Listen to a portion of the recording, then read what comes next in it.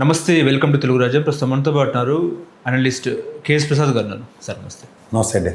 KS Prasad గారు, ఇప్పుడు ఏపీకి సంబంధించి ఇద్దరు ఐపీఎస్ల మీద ఐపీఎస్లకు షాక్ తగిన పరిస్థితి. ఇప్పుడు సంజయ్ గారేమో కోర్టులో లొంగిపోయినారు.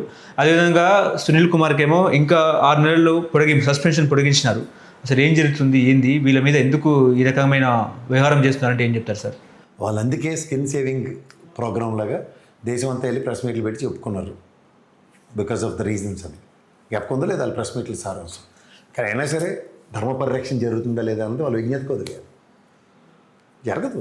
గవర్నమెంట్లో ముఖ్యమంత్రి స్థాయిని అరెస్ట్ చేసిన తర్వాత కాన్సిక్వెన్సెస్ రిప్రికేషన్స్ ఉండవు అనుకుంటే సిద్ధపడే చేశారు వాళ్ళు కూడా. They know pretty well. But అక్కడ ఏంటి అవుతున్నాయంటే మన వ్యవస్థల్లో దాని అవుట్కమ్ ఎండ్ చేయకుండా బ్లేమ్ గేమ్లో వదిలేస్తే ఇలాంటి కాన్సిక్వెన్సెస్ ఇంకోటికి 6 నెలల ఎక్స్పెన్షన్ ఇంకో అతనికి కోర్టులో లొంగిపోయే పరిస్థితులు ఇలాంటివి వస్తాయి. ఫైర్ సేఫ్టీ ఆరోపణల నేపథ్యంలో ఆయనను జైలుకు తీసుకెళ్లారు. గత ప్రభుత్వ హయాంలో ఫైర్ సేఫ్టీ ఆరోపణ నిజమే అంటారా? సార్, కర్నూలు సభకు 100 కారణాలు ఉంటాయి. నేను స్ట్రైట్ లైన్లో మిమ్మల్ని ఇచ్చేటప్పుడు they will be lot of alternative వేస్. ప్రభుత్వం తలుచుకుంటే రాజు తలుచుకుంటే దెబ్బలకు కరువు అని సామెతలు వేసి అన్నప్పుడు ఎందుకు చెప్తారు? మనం ఈ ఈ ఈ లెవెల్లో ఈ స్కిల్ డెవలప్మెంట్ కేసులో వాళ్ళిద్దరు ప్రవర్తన నియమాలను బేస్ అయ్యి ఉంది. ఈ బేస్ క్యాంప్ ఎప్పుడైతే స్ట్రెంథన్గా లేకుండా అవుట్కమ్ చంద్రబాబు గారికి శాశ్వత శిక్ష అన్నది ఎప్పుడైతే ఉండకుండా ఆయనకి బెయిల్ మీద బయటకు వచ్చిన దగ్గర నుంచి పొలిటికల్ వెంజెంట్ స్టార్ట్ అయిపోతుంది. ఓకే, అందులో ఎవ్వరు అతిథులు కాదు. ఇప్పుడు ఏబీ వెంకటేశ్వరరావు కేసే తీసుకుందాం. ఆయన ఏం చేశాడు? 23 మందిని ఎత్తి తెలుగుదేశానికి పంపించాడు. తర్వాత ఏమైంది? గవర్నమెంట్ రాగానే ఏం చేశారా? నువ్వు ఆయన ముద్దేడి, నువ్వు గొప్ప ఆఫీసర్వి, అసలు ఆ ప్రభుత్వం నిలబెట్టినట్టు దేవుడు నువ్వే అని చెప్పి జగన్మోహన్ రెడ్డి ఏమైనా ఆడతబలం పెట్టాడే? ఎవడు సినిమాటికి చూపిస్తారు.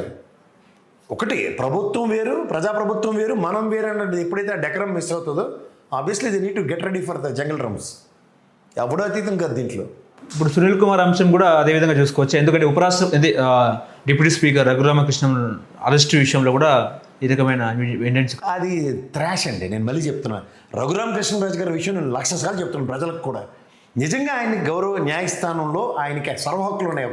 ఒక పార్లమెంటేరియన్గా ఆయనకి ఆ వైపు కేటగిరీకి సెక్యూరిటీ ఇచ్చిన ఈ నేపథ్యంలో ఆయనని ఒకవేళ నిజంగా పోలీస్ వ్యవస్థ 3rd డిగ్రీ ఉపయోగించింది అన్నది గౌరవ న్యాయస్థానం ఈ రోజుకి కన్నేసుకోలే.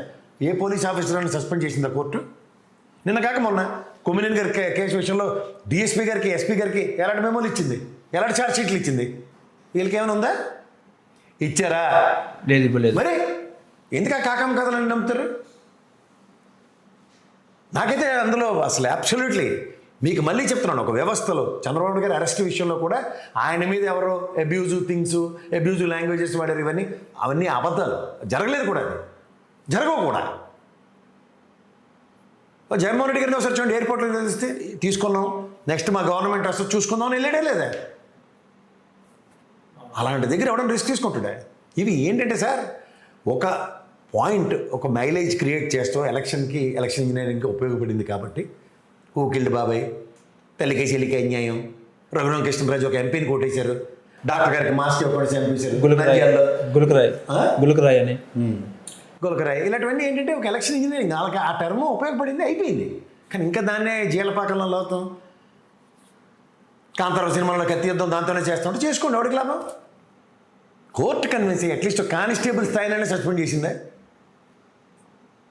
ఏమనుకుంటున్నారు సార్? ఒక పార్లమెంటరీని కొడితే ఊరుకుంటారా? ఎంత పెద్ద ఇష్యూ అవుతుంది అనుకుంటారు? National issue. పార్లమెంట్లో డిబేట్ అయింది, దీని మీద అవుట్కమ్ చెప్పండి. పార్లమెంట్లో నన్ను కొట్టారని ఒక పార్లమెంటరీని స్పీకర్ సమక్షంలో చెప్తే జ్యుడిషియల్ ఎంక్వైరీ వేస్తారు. తమాషాలా? ఎందుకు సార్ ఎన్నాళ్ళతో పక్కదారి పెట్టిస్తారు ప్రజల్ని? ఏదో ఫోటోలు కూడా బయటకు వచ్చినాయి కదా సార్, ఆయన ఏదో కాల్ చాపుకొని ఉన్నట్టు, ఏదో కొట్టినట్టు. ఇప్పుడు నేను కాలేజ్ చూపిస్తాను మీకు.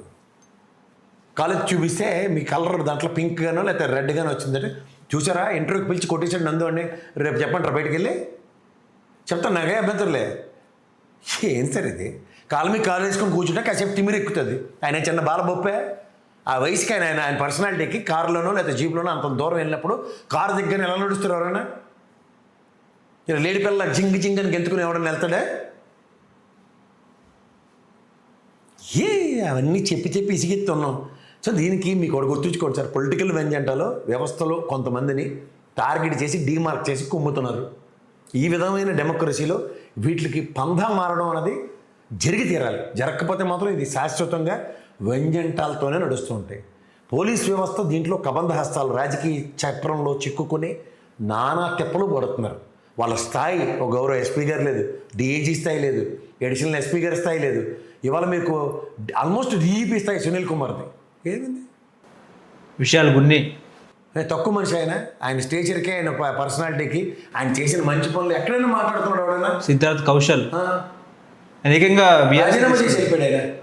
ఇవన్నీ ఏంటి sir?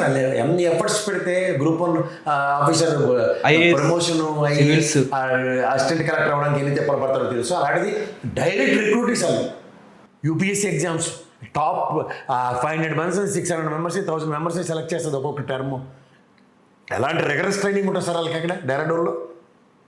First of all the doesn't even know. After exam తర్వాత ఇంటర్వ్యూలో చెప్తారు, నేను I want to take as an IAS, I want to take as an IPS అని.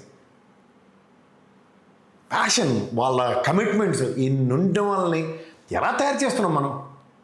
ఎన్నాళ్ళు ఓ చదువుకున్నోడికి విలువ లేదు, ఓ స్థాయి కలిగిన అధికారులకు ప్రవర్తన నియమాలు ఈ పనికి మాలిన పొలిటీషియన్గా డిసైడ్ చేస్తుంటే ఎక్కడ సవాలు సార్ ఇది?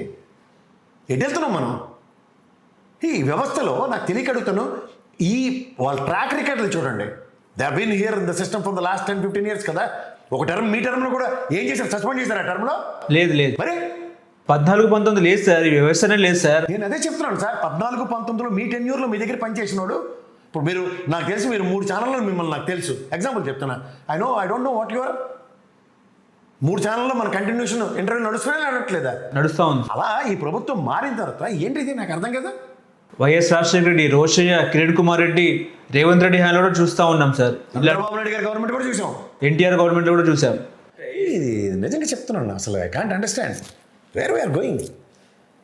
డీజీపీ స్థాయిలో ద్వారకా తిరుమలరావు గారు, ఆయన ఆంజనేయులు గారు, ఏంది వీళ్ళకి? ఏంటి కష్టాలు వాళ్ళకి? వాళ్ళ స్థాయిలో ఏంది? వాళ్ళు చేస్తున్నవి ఏంటి?